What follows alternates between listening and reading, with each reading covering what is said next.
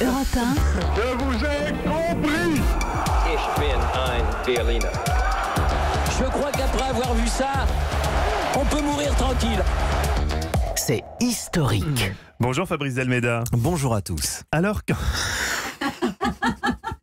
Mais lui, il est sérieux au moins, vous voyez. Très beau ce bonjour à tous. Il est sérieux, Fabrice. Alors qu'un rapport préparé par une commission paritaire de l'Académie française préconise pour la première fois la féminisation des noms de métiers, dites-nous Fabrice, quelle place ont eu les femmes dans cette institution ? L'Académie est une institution fondée par un cardinal, le duc de Richelieu. On était en 1634. Difficile donc pour les femmes de se faire une place dans ce monde d'emblée, placé sous le signe du masculin, pour une raison simple, l'Église ne reconnaît pas de cardinal Alors depuis, les femmes ont tenté différentes méthodes pour accéder à l'Académie. Il y a eu les stratèges, comme Julie Lespinasse, cet auteur du XVIIIe siècle, jouant sur l'amitié des académiciens afin qu'ils changent leur règlement et lui accordent une place. Il y a eu les révolutionnaires qui ont posé leur candidature pour obtenir un vote favorable et faire avancer la cause des femmes.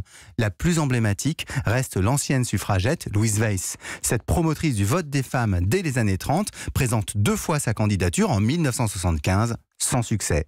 Les temps n'étaient pas encore mûrs pour que les militantes triomphent. Et c'est Marguerite Yourcenar qui finit par y rentrer.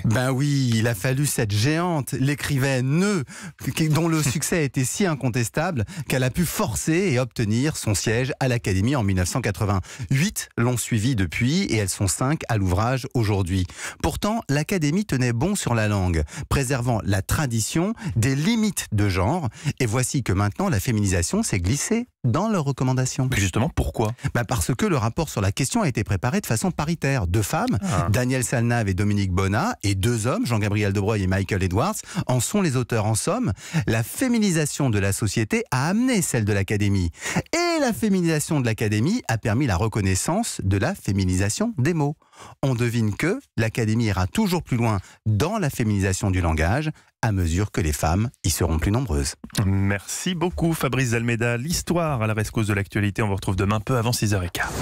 Europe 1, 5h, 7h. Mathieu Noël. Debout les copains, continue 2 heures de bonne humeur au cœur de l'actu. Aujourd'hui on célèbre un anniversaire, 60 ans, ça se fête. Ah, le cochon! Mais non, pas vous Eva, le Conseil constitutionnel. Alain Juppé vient d'y être nommé, mais quel pouvoir détiennent réellement les sages ? Ce conseil est-il vraiment neutre, garant de l'état de droit, au-dessus des préoccupations politiques ? Ou bien est-il un acteur politique à part entière ? Décryptage à 6h20 avec un politologue qui parle toujours cash, Olivier Duhamel.